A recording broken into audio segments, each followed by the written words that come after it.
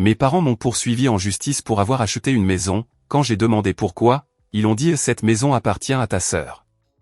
Ils ne s'attendaient pas à ma réponse. Alors rien dans ma famille n'est resté. Comme avant, mes parents m'ont poursuivi en justice pour avoir acheté une maison, oui, mes propres parents, et oui, ma propre maison.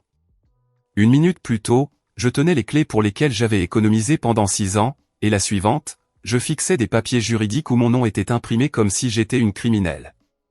Quand j'ai demandé pourquoi, mon père n'a même pas hésité, il m'a regardé droit dans les yeux et a dit « Cette maison appartient à ta sœur ». Je pensais que c'était le moment qui allait me briser, mais ce n'était pas le cas, car ce qui s'est passé ensuite a été l'instant où tout a basculé, et plus rien dans ma famille n'est resté comme avant.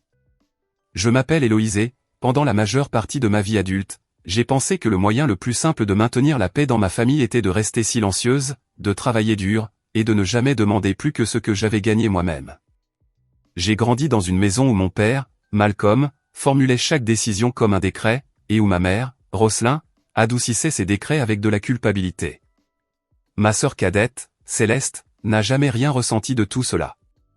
Elle a traversé la vie en flottant, protégée par leur approbation, leur attention, et leur conviction infinie qu'elle avait besoin de plus d'aide que moi.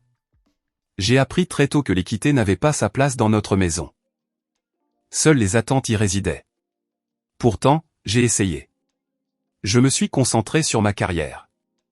J'ai passé de longues nuits devant mon ordinateur portable, les cheveux attachés, les yeux brûlants, en me rappelant que la discipline me donnerait la liberté que mon éducation ne m'avait jamais offerte.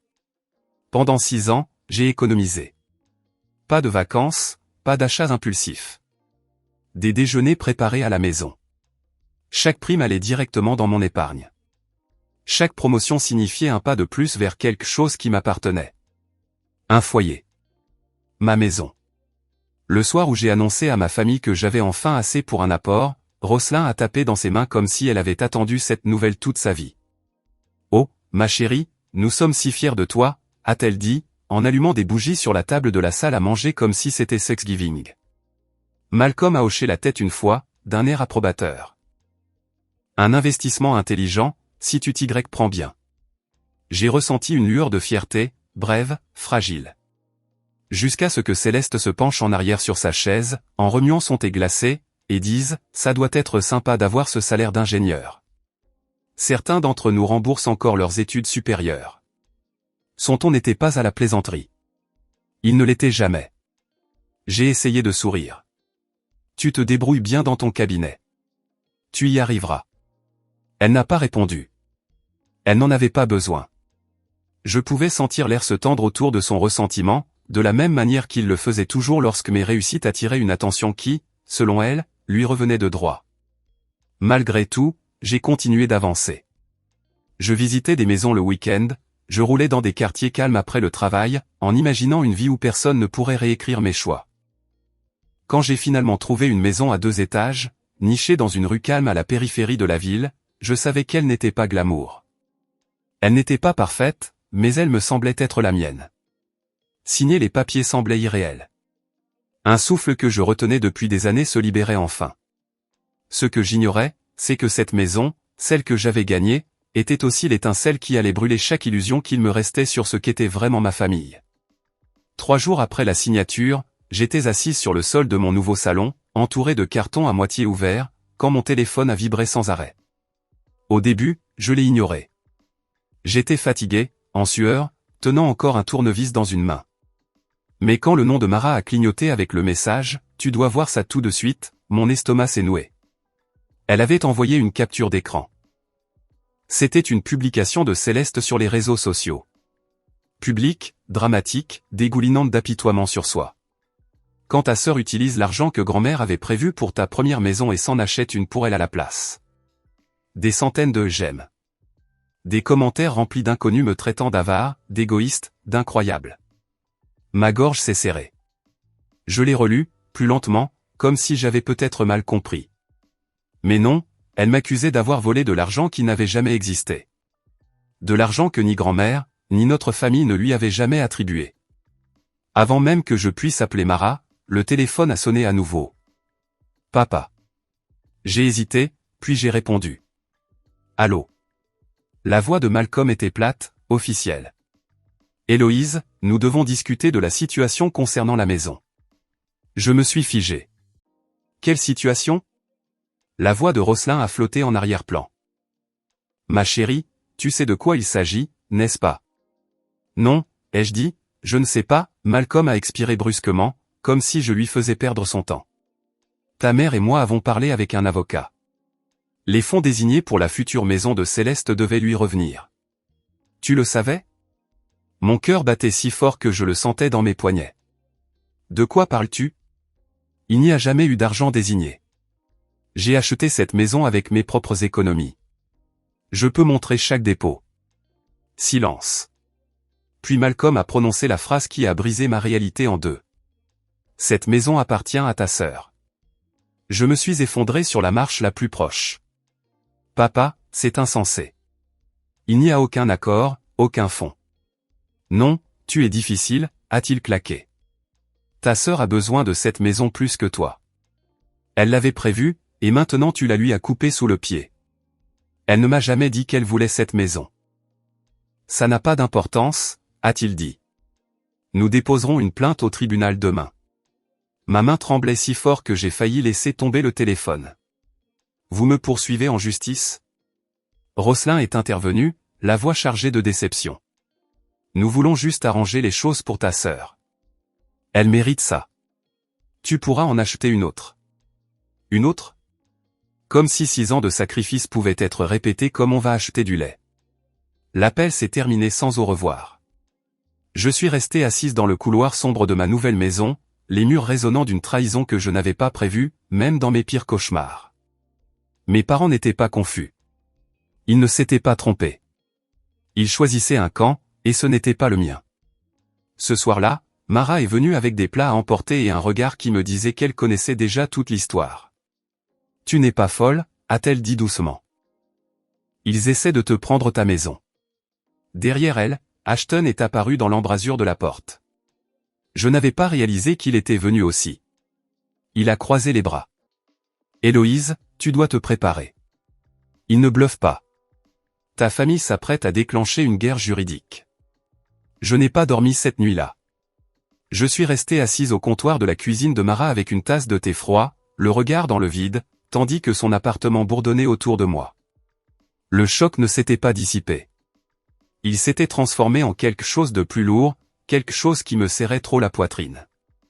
Mara s'est assise en face de moi, les coudes sur le comptoir. « Tu restes ici » a-t-elle dit fermement. « Tu ne devrais pas être seule dans cette maison en ce moment. » Je n'ai pas discuté. Je ne pouvais pas. Le lendemain matin, Ashton est revenu avec un dossier sous le bras. « J'ai passé quelques coups de fil » a-t-il dit en le faisant glisser vers moi. « Tu as besoin d'un spécialiste, quelqu'un qui gère les conflits d'héritage et les revendications de propriété.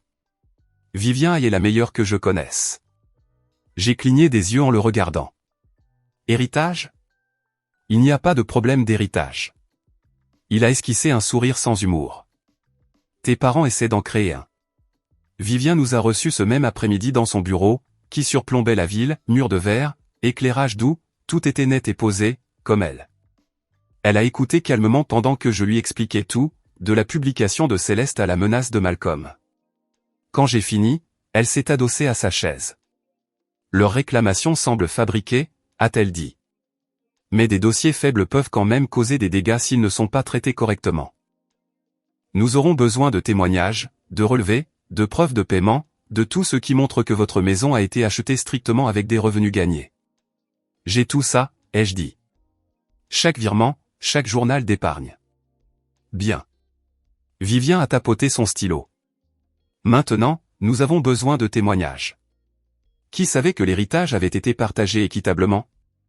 Ma respiration s'est stabilisée pour la première fois depuis des heures. Mon oncle Raymond et ma tante Myriam. Contactez-les, a-t-elle dit. Nous avons besoin de leur déclaration dès que possible. Raymond a répondu à la deuxième sonnerie. Héloïse, ma chérie. J'ai entendu dire qu'il se passait quelque chose. Quand je lui ai raconté, il n'a même pas hésité. Ta grand-mère serait furieuse, a-t-il dit. Je signerai tout ce dont tu as besoin. La réaction de tante Myriam a été plus calme, mais plus lourde. J'ai toujours craint que cela puisse arriver, a-t-elle dit. Ton père, il a demandé à tes grands-parents de changer le testament, pour donner plus à Céleste. Ils ont refusé. Il n'a jamais accepté ça. Elle a marqué une pause. Si tu as besoin de moi, je témoignerai. Pièce par pièce, la vérité a pris une forme que je pouvais enfin voir. Ce n'était pas soudain. Ce n'était pas à propos de moi. C'était l'aboutissement d'années d'attente non dites. Des années où l'on promettait à Céleste des choses qui ne lui appartenaient jamais. Mais le pire est arrivé 2 nuits plus tard. Mara et moi marchions vers ma maison pour récupérer quelques affaires supplémentaires quand nous avons vu du mouvement sur le porche.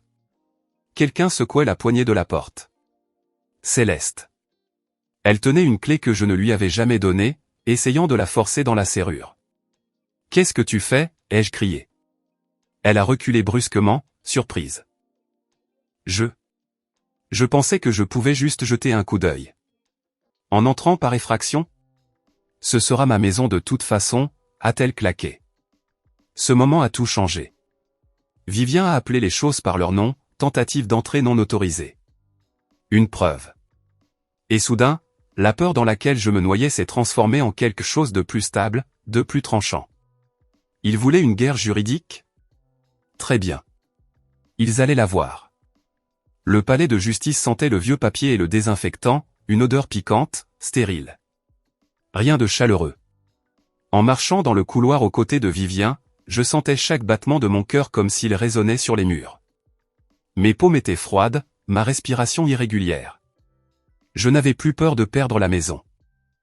J'avais peur d'affronter les gens qui m'avaient élevé et de réaliser qu'ils n'étaient plus les mêmes que dans mes souvenirs. Malcolm, Rosselin et Céleste étaient déjà assis à la table des plaignants quand nous sommes entrés. Malcolm a redressé les épaules dès qu'il m'a vu, comme s'il se préparait au combat. Rosselin a détourné le regard. Céleste me fixait avec un mélange de sentiments de dû et de ressentiment bouillonnant, comme si c'était moi qui l'avais trahi. Vivien m'a touché doucement le bras. Restez stable. Rappelez-vous, nous ne sommes pas ici pour combattre des sentiments. Nous sommes ici pour présenter des faits. Quand la juge Evelyn Carter est entrée dans la salle, le silence s'est fait instantanément. Elle avait ce genre de présence qui vous fait vous redresser sans réfléchir. Confiante, posée, réfractaire aux absurdités avant même qu'elles ne commencent. Commençons, a-t-elle dit. Bernard Langford, l'avocat de mes parents, s'est levé le premier. Votre honneur, cette affaire concerne un accord familial verbal concernant la distribution de l'héritage, un accord que mademoiselle Héloïse a violé lorsqu'elle a acheté une propriété en utilisant des fonds destinés à sa sœur Céleste. Accord verbal. Mon estomac s'est tordu. Il a continué, notre position est que la maison acquise par mademoiselle Héloïse était destinée à Céleste, conformément à des discussions de longue date au sein de la famille. Vivien n'a pas bougé, n'a pas sourcillé. Elle a simplement attendu qu'il s'asseye, puis s'est levée avec toute l'assurance calme de quelqu'un qui détient une quinte flush royale. Votre honneur, a-t-elle commencé. Les plaignants invoquent un accord verbal qui n'a aucun témoin, aucune documentation, et aucune mention dans le testament légalement exécuté des grands-parents décédés. Pendant ce temps, la défenderesse a fourni des relevés de paiement détaillés confirmant que chaque dollar utilisé pour acheter sa maison provenait de 6 années de revenus gagnés. La juge Carter a hoché la tête. Poursuivez. D'abord, Bernard a appelé Malcolm à la barre. Mon père a pris une inspiration et a fait face au tribunal comme un homme recevant enfin le respect qu'il croyait mériter. Ma mère a toujours voulu que Céleste reçoive de l'aide pour acheter sa première maison, a-t-il dit. C'était entendu. Héloïse le savait. J'ai serré la mâchoire. Vivien a posé une main sur mon bras, pour m'ancrer. Le témoin suivant de Bernard était Rosselin. Sa voix tremblait juste assez pour paraître sympathique. Nous n'essayons pas de faire du mal à Héloïse, a-t-elle dit doucement. Nous voulons juste ce qui a été promis à Céleste. Promis. Un autre mot sans colonne vertébrale. Puis Céleste a été appelée. Elle a lissé sa jupe et a pris une inspiration tremblante. Une performance, calculée.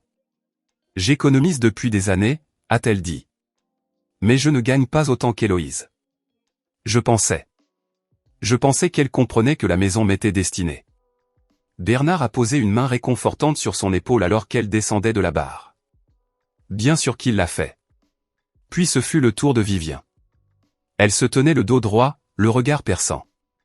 Votre honneur, nous aimerions appeler notre premier témoin, Raymond Aille. L'oncle Raymond est entré dans la salle avec la dignité tranquille d'un homme qui n'avait rien à prouver. Il s'est mis à la barre et a parlé clairement. Le testament a été divisé équitablement. Aucune condition, aucune promesse spéciale. J'étais dans la pièce quand il a été lu. Bernard a essayé de le contester, mais Raymond n'a pas bougé. Ensuite, tante Myriam est venue. Elle se déplaçait lentement, mais sa voix était ferme. Malcolm a demandé à nos parents de changer le testament pour donner plus à Céleste, a-t-elle dit. Ils ont refusé. Ils croyaient en l'équité. Le tribunal s'est figé. Rosselin a baissé les yeux. La mâchoire de Malcolm s'est contractée. Vivien a remercié Myriam doucement avant de m'appeler à la barre. En m'asseyant, le micro me semblait trop proche, trop fort. Mais dire la vérité m'a fait l'effet d'une bouffée d'oxygène. J'ai économisé pendant 6 ans, ai-je dit. Je peux justifier chaque dollar. Aucun argent de l'héritage n'a été utilisé. Vivien a remis à la juge un dossier soigneusement organisé. Ce sont les relevés documentant 6 années de dépôt, de fiches de paie, de revenus et de virements d'épargne. La juge Carter a feuilleté les pages d'un œil vif. Notez. Puis Vivien a dit, Votre honneur, nous avons une dernière question à aborder.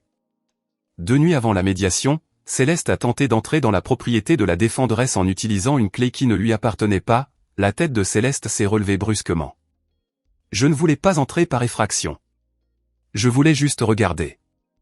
Vivien ne l'a même pas regardé. Un voisin a enregistré la tentative et a appelé la police. Nous avons le rapport ici. Elle l'a remis. La défenderesse n'a pas porté plainte, mais cela démontre la conviction des plaignants qu'ils avaient droit à la maison, indépendamment de la propriété légale. Bernard a bafouillé. Ça n'a rien à voir avec. Ça a tout à voir avec le sentiment de dû, a dit Vivien calmement. Et le cœur de cette affaire. La juge Carter a levé la main. Assez. La salle d'audience s'est calmée sous son regard. J'ai examiné les documents, a-t-elle dit. Le testament était équitable. Il n'y a aucune preuve d'un quelconque arrangement financier attribuant des fonds spécifiquement à Céleste, et l'achat de la défenderesse a été effectué entièrement grâce à ses propres revenus. Elle a marqué une pause, laissant l'air s'épaissir. Quant à la tentative d'intrusion, cette escalade est profondément préoccupante. Le visage de Céleste a blêmi. Je rejette par la présente l'affaire dans son intégralité. Un coup sec du marteau a scellé la décision. Avec préjudice, et interdiction de réitérer, a ajouté la juge Carter d'une voix ferme. Il est interdit aux plaignants de déposer à nouveau ces réclamations. Mon souffle s'est échappé, non pas comme un soulagement, mais comme si quelque chose de lourd quittait ma poitrine pour la première fois depuis des mois. Rosselin a couvert sa bouche, stupéfaite. Les yeux de Malcolm ont brillé de quelque chose de sombre. Colère, incrédulité, fierté blessée. Céleste a éclaté en sanglots. Quand nous sommes sortis dans le couloir, Malcolm s'est précipité après nous. Ce n'est pas fini, a-t-il aboyé. Nous sommes toujours une famille. Je me suis tourné pour lui faire face complètement pour la première fois. Une famille ne se traîne pas en justice pour des mensonges. Une famille n'essaie pas de voler ce pourquoi quelqu'un d'autre a travaillé. C'est vous qui avez choisi ça.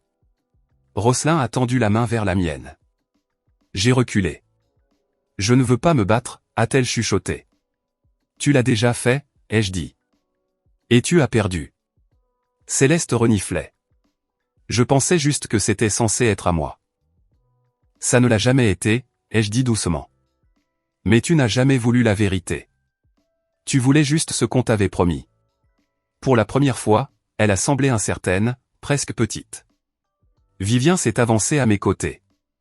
Nous avons fini ici, a-t-elle dit calmement. Et c'était le cas. En nous éloignant, je ne me sentais pas triomphante. Je me sentais stable, entière, libre. Ils ne s'attendaient pas à ma réaction, mais ils l'ont ressenti.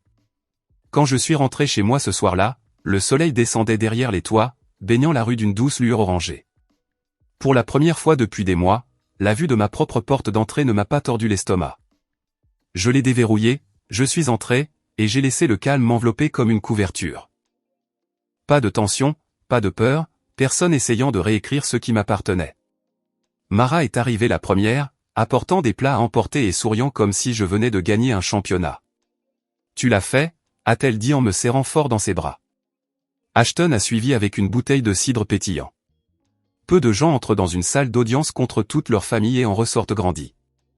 Vivien est arrivé en dernier, posé comme toujours, mais son sourire était plus chaleureux que je ne l'avais jamais vu. La justice n'arrange pas tout, a-t-elle dit doucement, mais elle vous donne de l'espace pour respirer.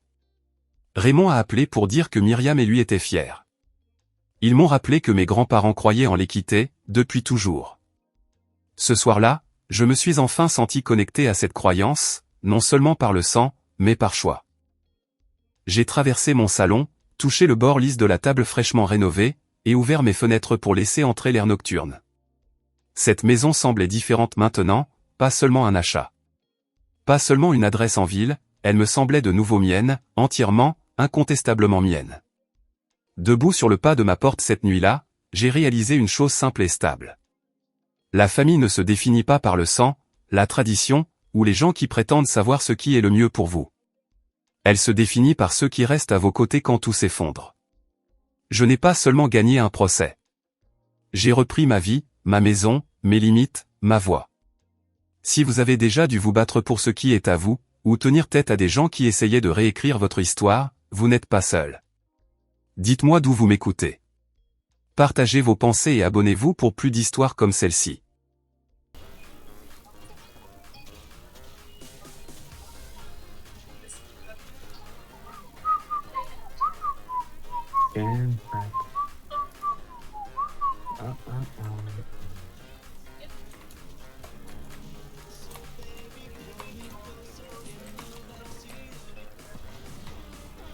Soy yo.